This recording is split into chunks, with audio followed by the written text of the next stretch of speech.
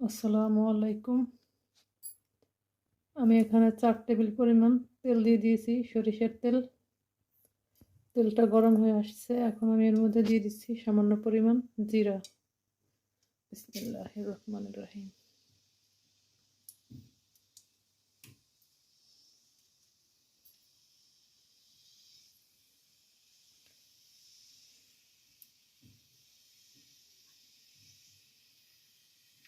দিয়ে দিচ্ছি 1 টেবিল চামচ পরিমাণ রসুন কুচি।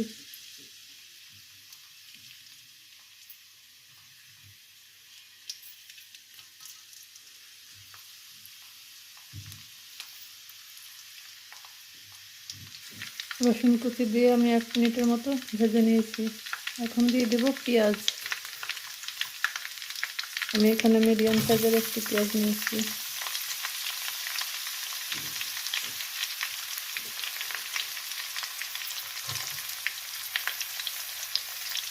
অপেক্ষা করব পেঁয়াজটা হালকা বাদামি কালার হয়ে আসা পর্যন্ত। পেঁয়াজটা আমার হালকা করে ভাজা হয়ে গেছে। এখন আমি এর মধ্যে দিয়ে দিচ্ছি 3টা শুকনা মরিচ। শুকনো মরিচ দিয়ে আমি 1 মিনিটের মতো ভেজে নেব। এখন আমি দিয়ে দিচ্ছি আলু।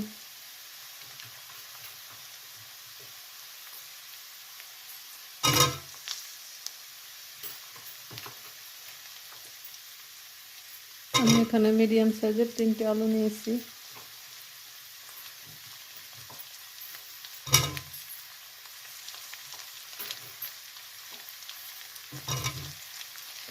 আলুগুলো দিয়ে আমি ভেজে নেব।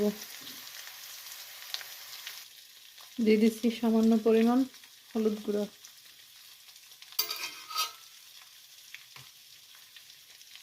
এখন আমি ঢেকে অপেক্ষা করব আলুটা সিদ্ধ হয়ে আসা পর্যন্ত। ঢেকে আমি চুলার আঁচটা কমিয়ে দেব।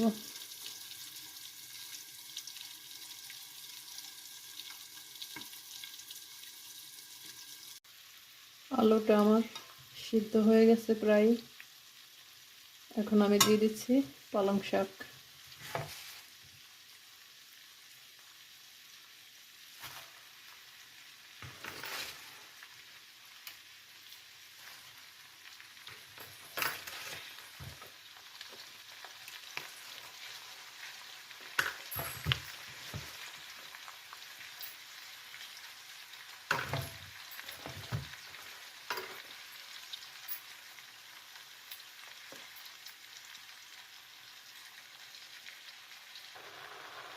দিয়ে দিচ্ছি স্বাদ মতো লবণ। দিয়ে দিচ্ছি 2টি কাঁচামরিচ, লাল কালার নিয়েছি আমি।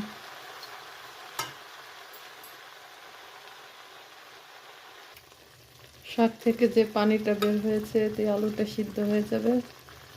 এক্সট্রা আর কোনো পানি দেওয়ার প্রয়োজন নেই।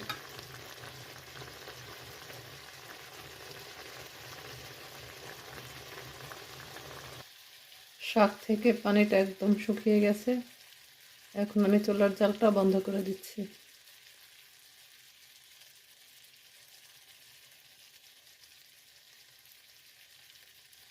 চুলা থেকে নামিয়ে নিব। রেডি হয়ে গেল আমার আলু দিয়ে পালং শাকের রেসিপি।